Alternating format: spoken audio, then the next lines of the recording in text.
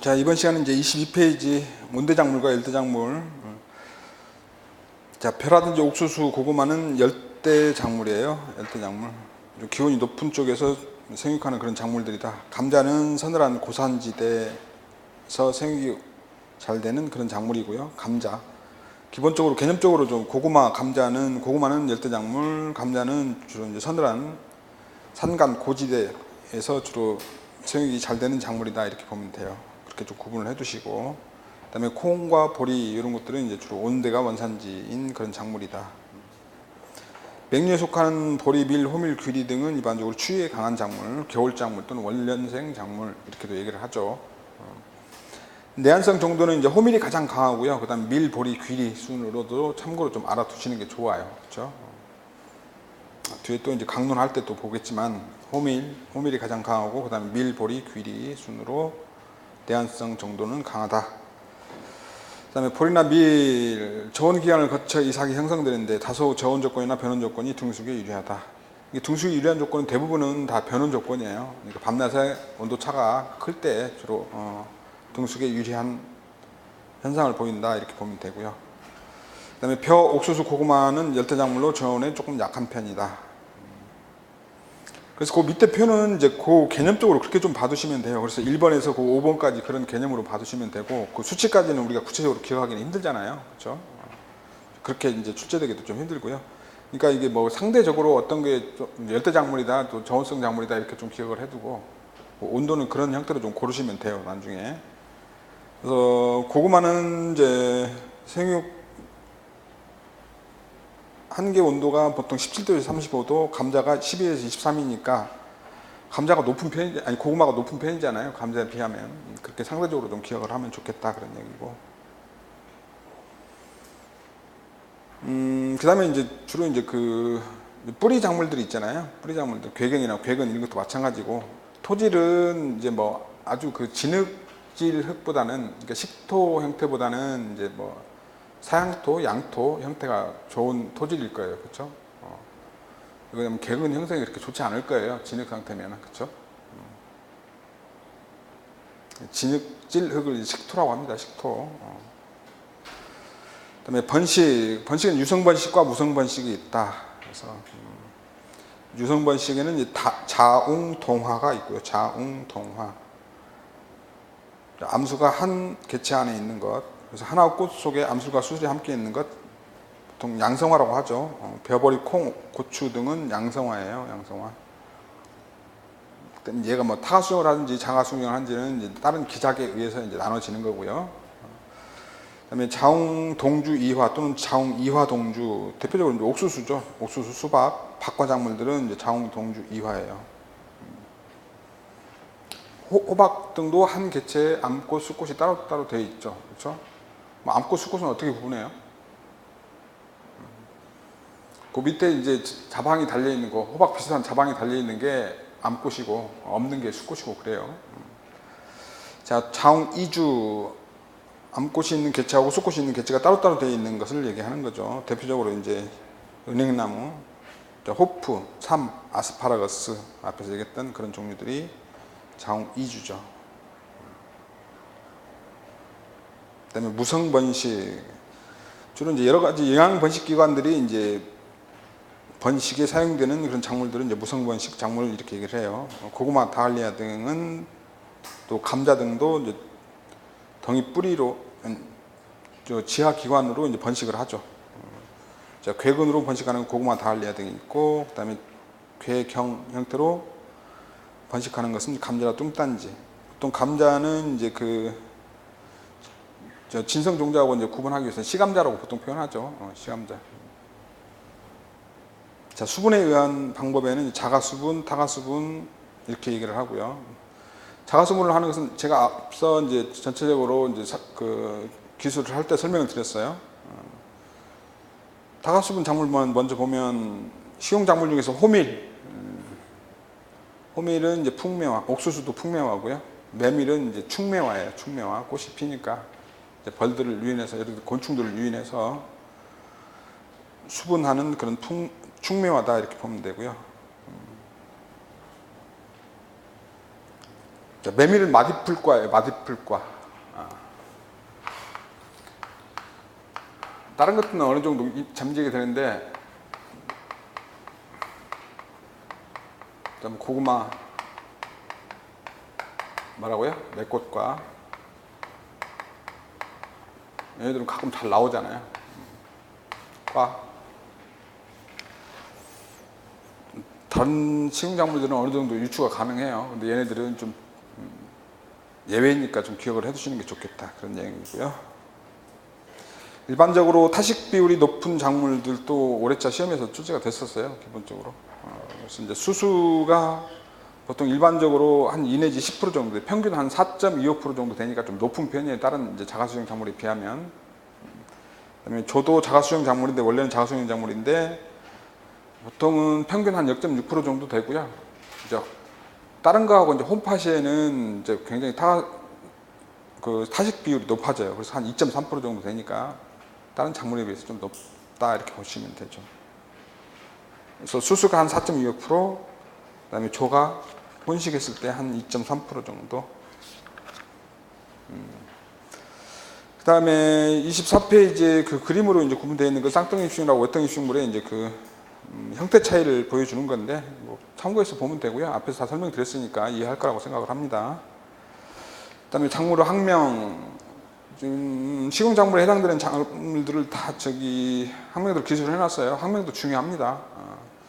보통 한 문제 정도는 출제가 되는 것 같아요. 그러니까 뭐 어렵더라도 메모 형태로 해서 좀 자꾸 뭐 익히셔야지 뭐 어쩔 수 없이 외워야 되는 내용이에요. 벼는 이제 오리자 사티바, 아시아벼 오리자 사티바라고 하는 거고요. 자, 보리는 이제 육조보리가 있고 두줄보리가 있고 2조종, 6조종 이렇게 두 종으로 나눠요. 자세한 내용은 이제 강론에서 할 거고요. 자, 육조보리는 호르데움 불가레, 호르데움 불가레. 이게 불가리스 이런 뜻이 원래 라틴어로 이렇게 뭐 대중우, 서민우 그런 뜻이에요. 그러니까 뭐 아무튼 대중들 또는 서민들이 먹는 그런 이제 곡물을 얘기하는 걸 거예요. 호르데움 불가레. 자, 두줄보리 2조종은 이제 호르데움 디스티쿰. D가 이거 이라는 뜻이거든요. 둘 또는 이라는 뜻이니까 디스티쿰, D를 좀 기억을 하면 되고요. D, 다이 또는 D. 디스티쿰. 자, 밀은 트리티쿰 아베스티붐, 트리티쿰 아베스티붐.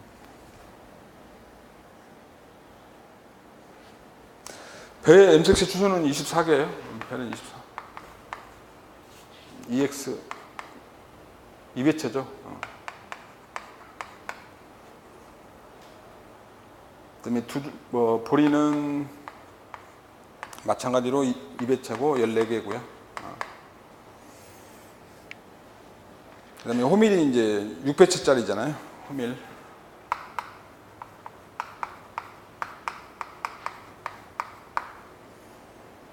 보통 이제 AA, BBTD예요. 염색체 조형은.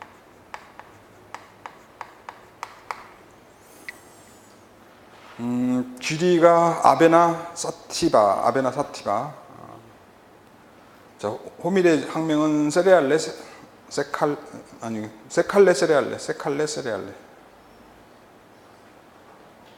뭐 할래 그런 것 같아요. 세칼레 세레알레. 할래. 그다음에 귀리는 아베나 사티바.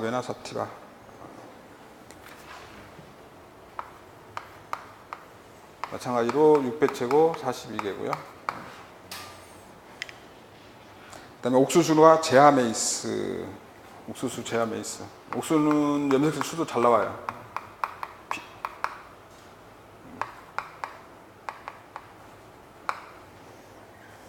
2배체고 염색체 수는 20개고요. 자, 수수는 소르금 비콜로르. 마찬가지로 옥수수하고 같이 염색체 수는 EX20이고요. 좀 거기다 필사해 두세요. EX20. 그다음에 조는 세타리아 이탈리카.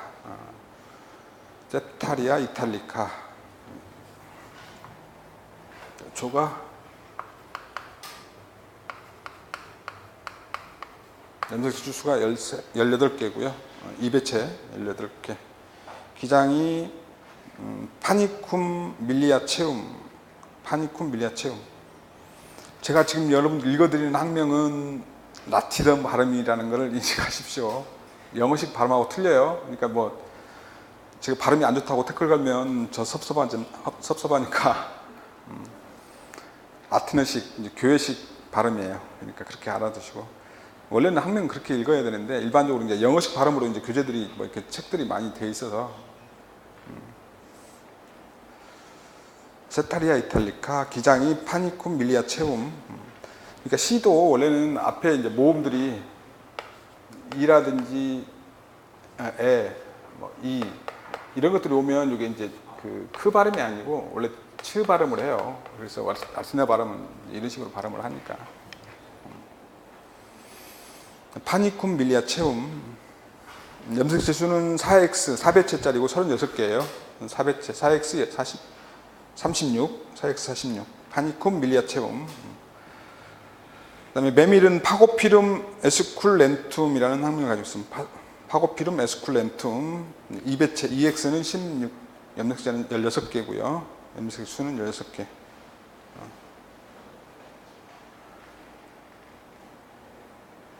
거기 이제 율무가 거기 안 적어져 있는데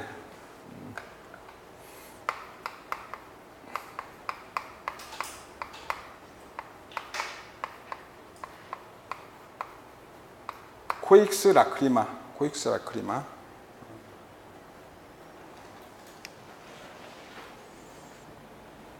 율무의 학명은 코익스 라크리마. 그다음에 콩은 글리신. 글리신 많이 들어보셨죠? 그렇죠? 글리신. 아미노산의 한 일종이죠. 아미노산의 일종, 글리신. 제일 많은 종류죠. 아미노산 중에 제일 많이 존재하는 그런 종류. 글리신 맥스. 염색 주수는 EX는 40. 염색 주수가 40개고요. 2배체. 그다음에 비그나 안굴라리스. 똑같아요. 염색 재수는 EX40이고요. 녹두, 동부도 염색 재수는 EX40 똑같아요. 녹두는 비그나 라디아타, 동부는 비그나 은구이 굴라타, 동부는 비그나 은구이 굴라타. 그래서 녹두, 동부는 이제 속명이 똑같네요. 그렇죠? 비그나라는 속명이 똑같아요. 자, 강낭콩은 염색 재수가 달라요. EX는 22개예요. 염색 재수가 22개니까 다른 콩하고 다르니까 좀 기억을 해두시는 게 좋겠고,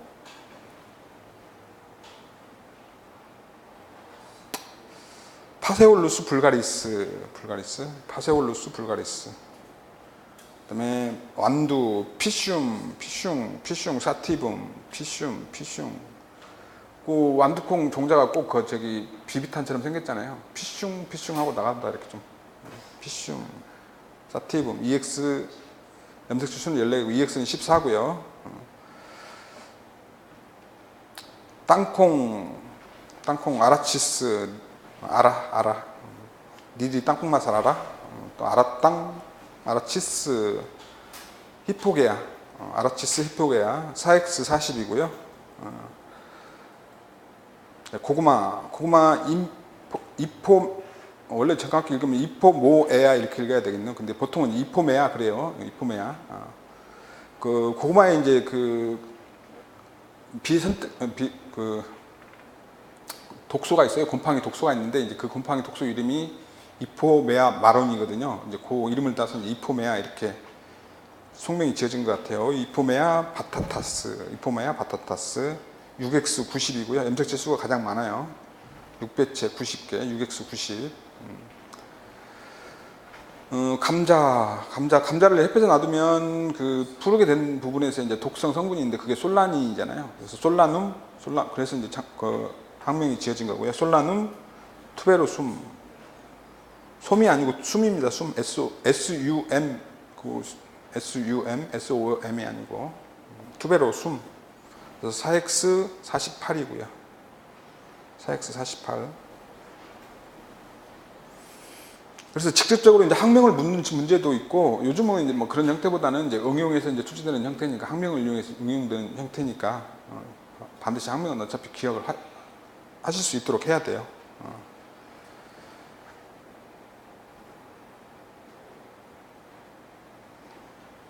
뭐 젊으니까 이제 몇 번 이렇게 하면은 저도 외워지는데 여러분도 외울 수 있겠죠. 몇 번 이렇게 반복하면 외워질 거예요. 그다음에 작물 개량과 첨단 기술의 응용. 자, 초기 작물 생산 개량 기술. 현존하는 식물의 품종을 실용적 가치가 보다 향상된 새로운 품종으로 육성해 나가는 기술을 작물 개량 기술이라고 한다. 20세기 이전의 작물 개량 기술은 단순히 식물의 외형 구조와 환경 반응으로 나타나는 표현형을 대상으로 의식적 또는 무의식적으로 선발을 해서 육종하는 그런 형태에 머물러 있는 현상이었었고요. 26페이지. 20세기 멘델의 유전 법칙이 재발되면서 유전학은 체계를 갖추었고 현대적 과학적 작물 개량이 본격적으로 시작되었다. 그래서 돌연변이 육종이라든지 인적 돌연변이 유반에 의한 여러 가지 이제 그 육종 방법이 새로이 등장을 했죠. 그래서 이제 돌연변이 유마로는 엑스선이나 감마선 등이 이용이 되고요. 엑스선이나 감마선은 비교적 다른 그런 이제 그 방사선보다는 이제 투과력이 강한 그런 이제 방사선이다 이렇게 보면 돼요. 그래서 엑스선이나 감마선이 가장 많이 잘 이용이 돼요.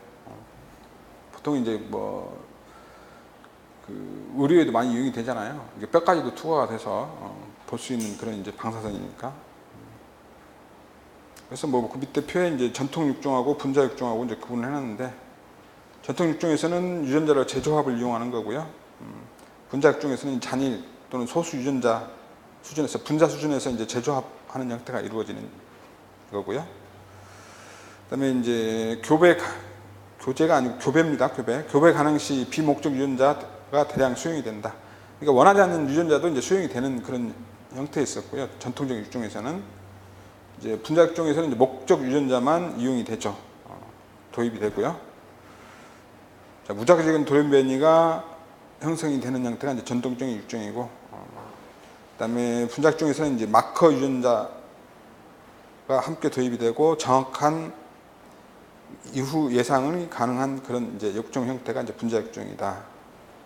여러 유전자 복잡성, 그다음에 한정된 유전자원, 그다음에 육종 기간이 긴 게 이제 전통적 육종의 특징이고요. 목적 유전자의 특성을 첨가할 수 있고 유전자원이 무한하고 육종 기간이 전통적 육종에 비하면은 굉장히 한 반 정도로 짧아진 그런 육종 형태가 이제 분자 육종이다 이렇게 보면 되죠. 그 유전 부분에 대해서는 이제 뒤에서 또 이제 구체적으로 할 거고요. 전통적인 작물 개량 기술은 한정된 유전자원을 사용함으로써 생산성 등등을 통한 식량 문제를 해결하는 데에는 한계가 있다. 따라서 분자 육종을 통해서 한계를 극복하려는 연구가 활발하게 진행되고 있다. 그러니까 기존 전통적인 육종으로는 거의 한계가 왔어요. 그러니까 육종하는 거에는. 그래서 이제 요즘은 이제 조직병이라든지 이런 것 여러 가지 이제 그 세포 그 질 유전이라든지 이런 것들이 주로 더 많이 이용이 되고 있죠. 6번, 7번 읽어보세요. 중요한 내용은 없고요. 6번에 보면 두 번째 줄을 보면 이제 준연 생산은 연중 작물을 재배하는 걸 준연 생산이라고 해요. 연중 작물. 한 곳에서 연중 작물을 재배하는 형태를 준연 재배라고 합니다. 준연 재배. 녹색의 혁명 읽어보시고요. 생명공학적 육종 방법, 그러니까 분자 수준에서 이제 육종하는 방법이에요. 1970년대 후반부터 시작된 생명공학 기술의 발달로 최근에는 생명공학적 육종 방법이 개발되어 급속히 발전하였다. 일반적으로 이제 동물 유전학보다는 식물 유전학은 한 3, 40년 정도 늦어요. 그러니까 보통 이제 그 전에 이제 저희 때도 마찬가지인데 저희 때는 생명공학이라는 그런 용어가 없었고요. 그냥 생물이라고 했었잖아요. 요즘은 뭐 중고등학교 교재는 대부분 생명공학이라는 그런 이제 과목으로 공부를 하고 있는데 많이 달라요. 저희 때하고 많이 달라요. 그렇다. 그래서 2번 보면 약배양 기술을 식물 육종에 접목시킨 반수체 육종 기술이 발달했고 교배 육종의 시간을 크게 단축시켰다. 그러니까 이제 우리가 앞에서 배웠던 그 순계를 육성해야 되는데 이제 고정된 그런 순계를 육성을 해야 되는데 승기를 육성하려면은 얘를 이제 그 어떻게 돼요? 한 5, 6세대 경과를 시켜서 승기를 육성을 해야 되잖아요. 이제 그걸 바로 반수체에서 이제 그 배가시키면 어떻게 돼요? 바로 순기가 육성이 되니까. 이제 반세를 가지고 있는 게 약이라든지 뭐 꽃밥 이런 것들이 이제 반수체니까. 그다음에 조직배양에 의한 기내 무병주 생산 기술도 현재 많이 실용되어 있다. 그래서 예양버식 작물을 비롯한 많은 작물의 품종 개량에 이용이 되고 있다. 무병주 생산에 많이 이용되고 있는 게 조직배양이죠. 조직배양. 자, 분자 생물학 기술, 유용 형질의 조기 간접 선발과 양적 형질의 미동 유전자에 의한 DNA 표지 인자 개발을 가능하게 해서 기존 교배육종의 선발률을 증진시켰다. 자, 배축과의 애기장대가 기본적으로 가장 많이 이용되는 실험 작물이죠. 실험 식물이다 이렇게 보면 돼. 애기장대, 식물에서는 애기장대, 동물에서는 초파리, 초파리 이렇게 보면 되고요. 이게 염색체 수가 애기장대가 가장 작아요. 그리고 생육 기간이 한 일주일 정도밖에 안 돼요. 그렇기 때문에 세대 수가 굉장히 많기 때문에 실험하기가 좋죠. 실험 재료는 아주 좋은 재료다 이렇게 보면 되죠. 자, 27페이지. 유전자 형질 전환 기술, 형질 전환. 이제 형질 전환이라는 것은 그 외래 유전자가 도입되는 거예요. 외래 유전자. 다른 유전자가 도입되는 것을 이제 형질 전환이라고 합니다. 원하는 형질을 발현하는 생물체의 관련 유전자를 선정을 하고 목표 유전자를 선정을 하고 여러 가지 방법으로 염색체상 유용 유전자 위치를 찾아내서 신호관 내에서 원하는 부위를 절단해서 합성하는 기술. 그래서 절단할 때 사용하는 것을 이제 제한 요소라고 해요. 제한 효소. 뒤에서 한 번 더 나올 텐데.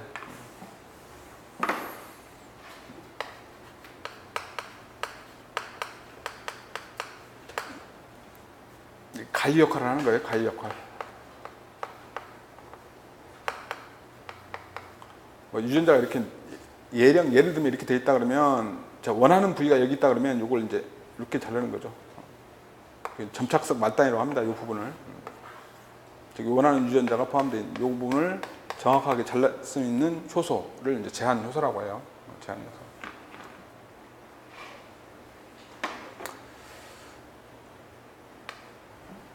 효소. 역할하면 안 되고 역할 그래야죠. 역할.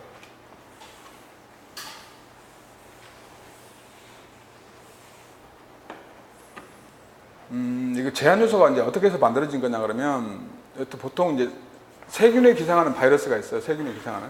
보통 이제 세균의 염색체는 이렇게 돼 있어요. 그렇죠? 세균에 기생하는 바이러스가 있는데 바이러스가 들어오면 세균이 이제 걔를 이제 물리치기 위해서 세균에서 이제 세균의 그 세포 안에서 분비하는 그런 이제 그 효소가 있어요. 그 효소가 제한 요소예요. 그래서 어떻게 되냐면 바이러스는 주로 뭐로 이루어졌어요? 단백질 껍질하고 핵산으로 이루어졌거든요. DNA로 이루어졌는데 그 핵산을 잘라버리는 거, 잘게 잘라서 재기능을 못하도록 하는 게 제한 요소예요. 이거로부터 개발이 됐다 이렇게 보시면 돼요. 그다음에 이제 그 유용 유전자를 이제 그 다른 식물체에 이렇게 삽입을 하려면은 이 부위를 이제 잘라서 얘는 버리고 얘를 이렇게 삽입을 해야 되잖아요. 그렇죠? 요 옮겨주는 요 역할을 하는 거, 요걸 벡터라고 해요. 운반자 우리말로는.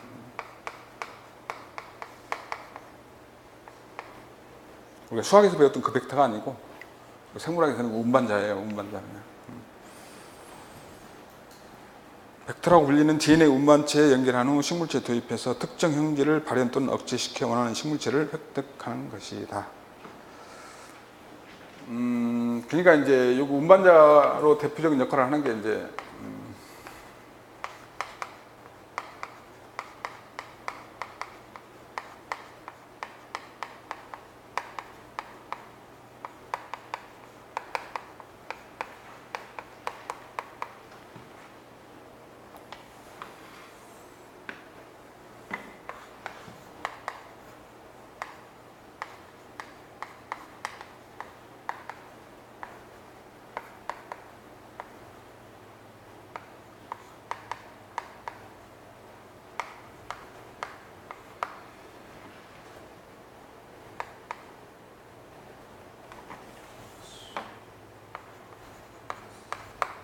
이게 세균이에요, 세균. 이 세균은 어떤 세균이냐 그러면 보통 이제 그 장미과 식물의 뿌리에 이제 뿌리 혹을 형성하는 그런 세균이에요. 뿌리 혹을 형성하는 세균. 이거 뿌리 혹을 어떻게 형성하냐 그러면 여기 이제 TI 플라스미라는 게 있어요. TI. 투모르 인듀싱, 그러니까는 뿌리 혹이라는 뜻이에요. TI 플라스미도.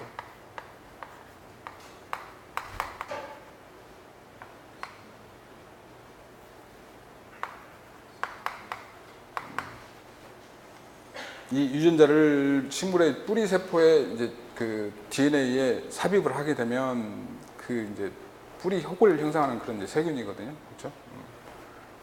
그래서 얘를 이제 운반자로 보통 이용을 해요. 그렇죠? 운반자 역할을 하는 게 이제 여기 아그로박테리움 투메파치엔시다 이렇게 보면 되죠. 그 밑에 있네요. 유전자 도입 방법에는 아그로박테리움을 이용하는 방법과 입자총. 그러니까 아주 작은 그런 입자, 탄화 같은 입자에다가 이렇게 이제 요 DNA를 입혀서 식물에 이제 그 쏘면 그 세포 안으로 주입이 되겠죠. 성공 확률은 적어요, 그렇죠? 얘보다는 얘는 성공 확률은 더 적어요. 그렇죠? 이게 더 확실합니다.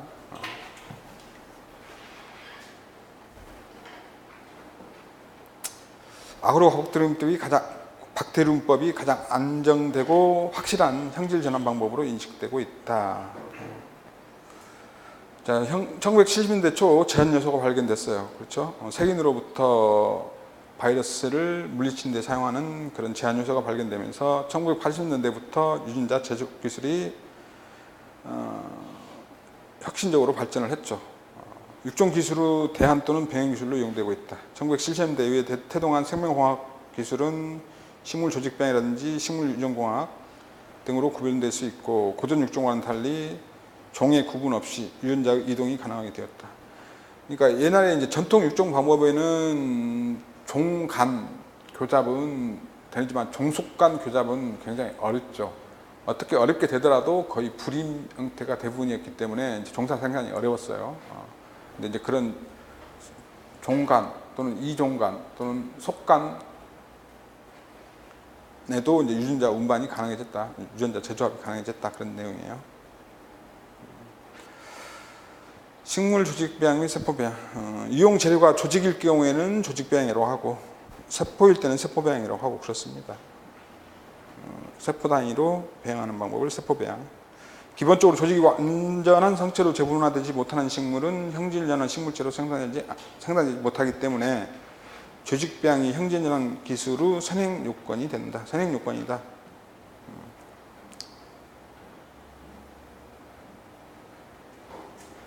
형질전환은 문제, 효율성, 시간, 노동력 등에서 토양 미생물인 아그로박테리움 투메페이션스 맥에 의한 방법만큼 효과적이지는 않다. 육종에서 해결되지 못하는 종간 교잡 문제를 극복해도 조직배양이 확립되지 않은 식물을 개체로 생산되는 게 문제점이 있다. 그런 얘기고요. 그다음에 조직배양의 목적 및 응용.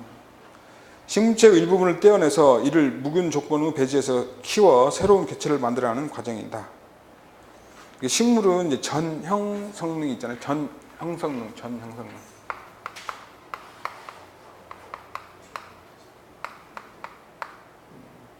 그러니까 어떤 일부가 전체를 형성할 수 있는 능력을 전형 성능이라고 해요. 전체 형성능, 그렇죠? 이제 동물은 이제 팔 떼어서 이렇게 배양한다 그래서 이제 뭐 완전한 사람으로 안 되잖아요. 근데 식물은 완전한 하나의 개체로 생성이 되잖아요. 전형 성능이라고 하면 전형 성능 또는 전형 성능. 그래서 전형 성능이 있기 때문에 일부를 떼내서 일부 묵인 조건에서 배지에 키워서 새로운 개체를 만들어가는 과정이다. 이렇게 보면 되고요. 이런 작업은 실험실에서 주로 이제 실험실 인비트로라고 합니다. 인비트로.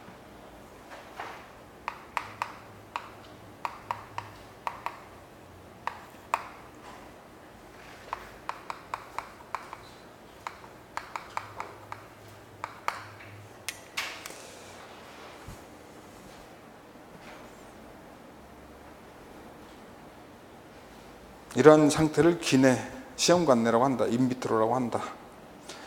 조직배양 전체, 조직배양의 전제. 살아있는 모든 세포가 그 세포로부터 하나의 새로운 개체로 분화될 수 있는 전 형성능이 있기 때문에 가능하다. 그런 내용이고요. 아까 옆에서 얘기했고요. 조직배양의 성공 여부. 작물의 종류라 생육 시기, 조직 부위, 채취 조직의 크기, 채취 조직의 활력 등에 따라서 성공 여부가 달라진다. 당연한 얘기고요. 조직배양을 이용하는 목적 및 이용 분야, 응용 분야. 시험에서 잘 나오는 편이에요. 중요한 내용이니까 좀 기억을 해두셔야 되고요. 자, 번식이 어려운 식물의 기내 영양 번식이 가능하다. 그러니까 대표적으로 난이 있어요. 난. 요즘 많이 이제 나오는 그 원예종 난들이 있잖아요. 이것도 대부분이 이제 그 조직배양으로 이제 만들어진 것들이에요. 조직배양으로. 그렇죠? 난 같은 경우는 이제 그 종자가 이렇게 산포가 돼도 그 위치에 딱 거기에 맞는 이제 그 얘를 발화시킬 수 있는 곰팡이가 존재를 해야 돼요. 근데 극히 힘들잖아요. 딱 그 위치에 가서 종자가 떨어진다는 게 힘들기 때문에 스스로 발화하기가 힘들어요. 그렇기 때문에 이제 조직배양이 많이 이루어지는 대표적인 원예 작물이 이제 난이다. 이렇게 보면 돼요. 난. 번식이 어려운 식물의 기내 영양 번식이 가능하다.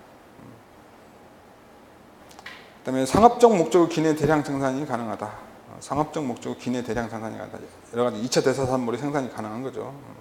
그다음에 무병 식물체의 생산. 대표적으로 이제 감자의 바이러스병의 무병주인 그런 무병주 생산, 바이러스 풀이라고 합니다. 바이러스 풀이.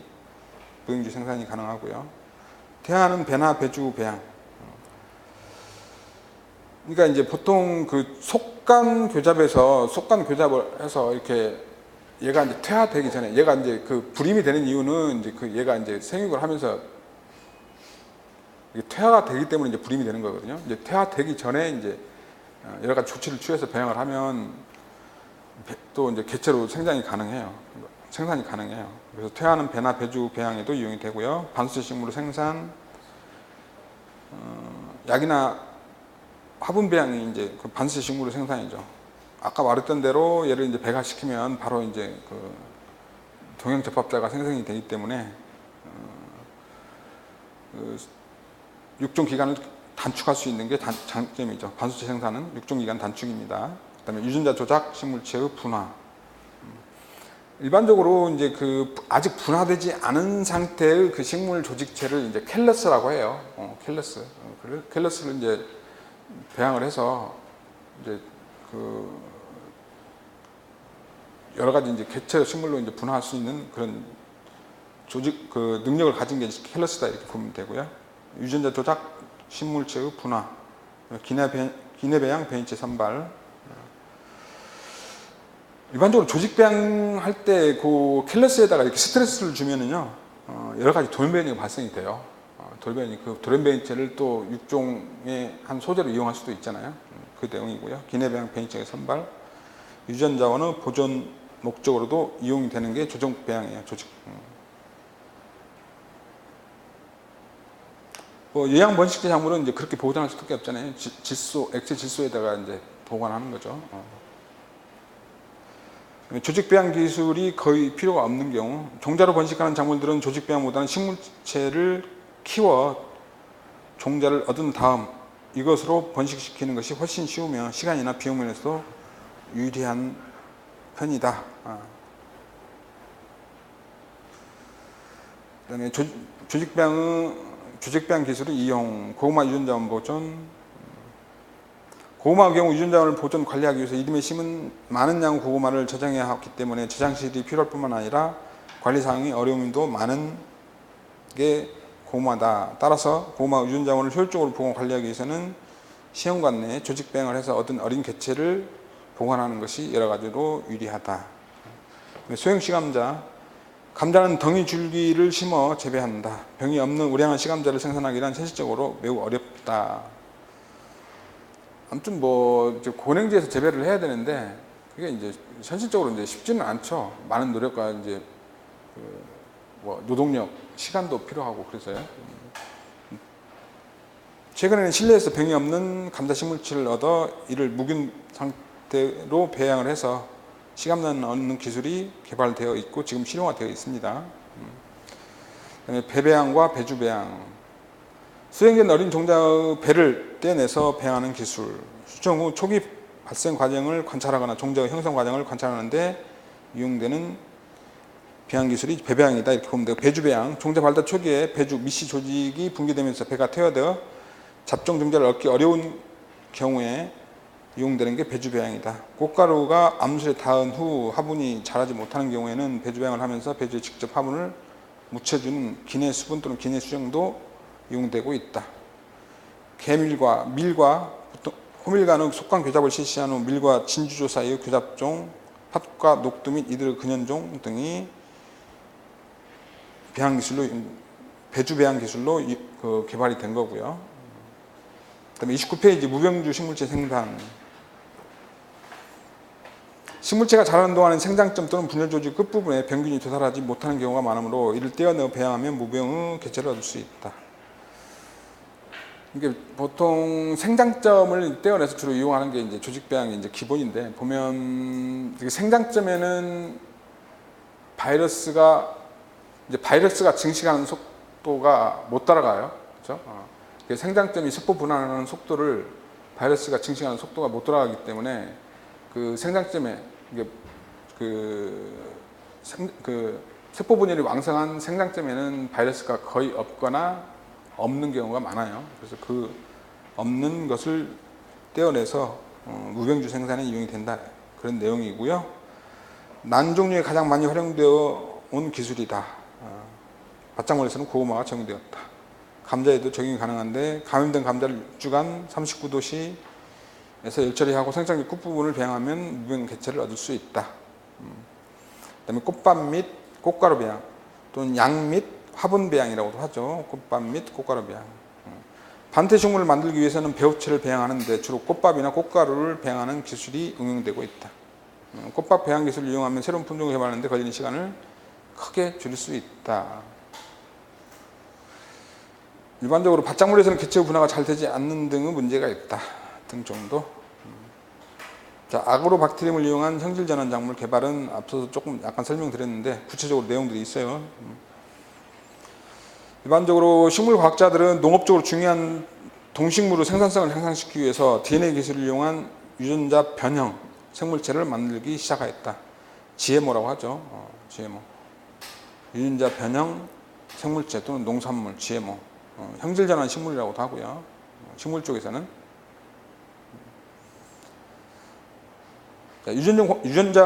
유전공학자들은 새로운 유전자를 식물체에 도입하기 위해서 주로 그 운반체로 사용하는 게 아그로박테리움 투메파치엔스라는 이렇게 발음했어요.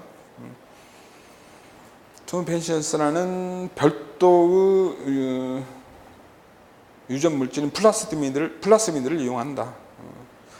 그러니까 이제 세균은 주로 간상은 이렇게 생겼어요. 막대 모양으로 생겨는 캔모가 달려 있고요. 이게 이제 원래 고유의 이제 이렇게 염색체가 있고요. 얘는 환형이에요.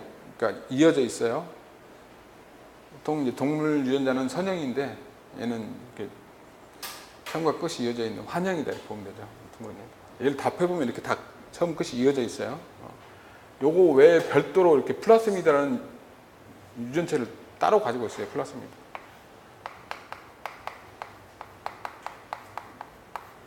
얘는 뭐 하나 가질 수도 있고 여러 개를 가지고 있는 것들도 있어요. 세균 중에는. 자, 이거를 이제 운반체로 이용해. 얘는 없어도 생명 활동에 지장이 없어요. 그렇죠? 없어도 생명 활동이 없으면 옮겨 다닙니다. 세균과 사이를 옮겨 다니고 다른 생물체를 옮겨 다니기도 해요. 그래서 얘가 이제 그 식물체의 혹을 형성하기 위해서는 얘를 여기다 그 식물 세포에 이제 도입을 시키는 거죠. 그래서 이제 혹을 발생하게 하는 거고요. 여러 가지 이제 그 혹을 발생하는 그런 이제 세포를 비대시키는 그런 이제 물질을 발생하는 그런 유전자를 거기다 도입을 시키는 거죠. 퇴항세균인 아그로박테리움은 식물의 종양 형성에 관여하는 TI, 투모르, 혹이라고 하고요. inducing, 그래서 유발하다 그런 뜻이에요. 그래서 TI라고 합니다. TI 약자로. 그래서 TI 플라스미드라는 유전 물질을 세포 내에 가지고 있다. 성질 전환 생물, 유전자가 조작된 식물이 다른 종으로부터 온 유전자를 포함하고 있는 경우이다. 그래서 유전자가 조작된 식물이 다른 종으로부터 온 유전자를 포함하고 있는 식물을 형질 전환 식물 이렇게 얘기하죠. 형질 전환 식물, GMO 농작물. 자, 아그로박테리움을 이용한 형질 전환 작물에는 과습이 억제된 토마토, 플레이버 세이버라고 합니다. 뒤에 또 한 번 더 나올 거고요. 그러니까 빨리 물러지는 것을 억제하는 그런 토마토, 플레이버 세이버. 그다음에 뇌중성 담배와 목화, 네바리스성 감자 등의 육종이 이 방법에 의해서 이루어졌다. 유전자 조작 기술 중에는 각종 재해에 저항성에 강한 유전자를 찾아내어 이를 원하는 작물에 도입하는 기술이 많이 이용되고 있다. 대표적인 저항성 인자로는 뇌중성, 뇌병성, 제초제 저항성, 바이러스 저항성, 환경 스트레스 저항성. 구체적인 얘는 뒤에서 나올 거예요. 생물과학 작물 개발 역사. 20세기 후반 항생제 카나마이신 카나마이신이라는 항생제 저항성인 담배 및 피투니아를 최초로 육성하면서 시작되었다. 미국과 프랑스에서 제초제 저항성 담배의 포장 시험이 공식적으로 이루어졌다. 다 20세기 후반 때 이루어진 일이고요. 30페이지. 해충 저항성 유전자 이식 작물 개발. 해충에 대한 저항성. 박테리아, 그러니까 세균의 한 종류인 토양세균은 이제 곤충들을 죽일 수 있는 독소 단백질을 생산을 해서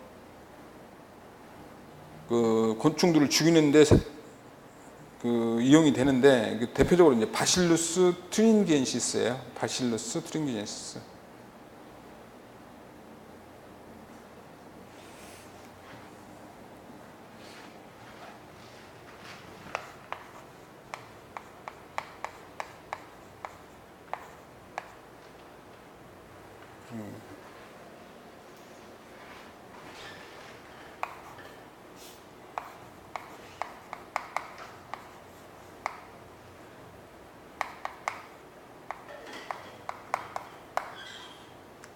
보통은 이제 BT라고 합니다. BT. 보통 비티쿠르스타키라고도 하고요. 생물 농약명이 이제 미생물 농약명이 이제 비티쿠르스타키예요. BT, 바실루스 트린기엔시스. 그래서 이제 곰팡이 이제 위에 해당되는 이제 중장에 들어가서 이제 독소 작용을 일으키는 그런 이제 독소 단백질을 생산하는 세균이다 이렇게 보면 돼요. 독소 단백질의 특성에 따라서 다막만을 죽이는 BTK, 그렇죠? BTK. 그다음에 파리봉 유충을 죽이는 BTI, 그 K를 다 K로 되어 있는데 BTI로 좀 고치시고요. 그다음에 딱정벌레하고 유충을 죽이는 BTT, 이렇게 세 가지 종류로 구분을 합니다. 다시 비티쿠르스타키, BT는 다시 BTK, BTI, BTT 이렇게 세 가지 종류로 구분해요.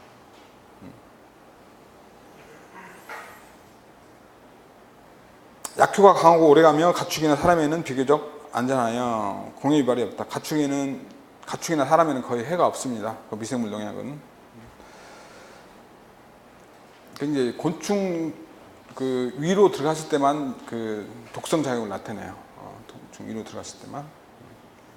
그다음에 선충에 대한 저항성.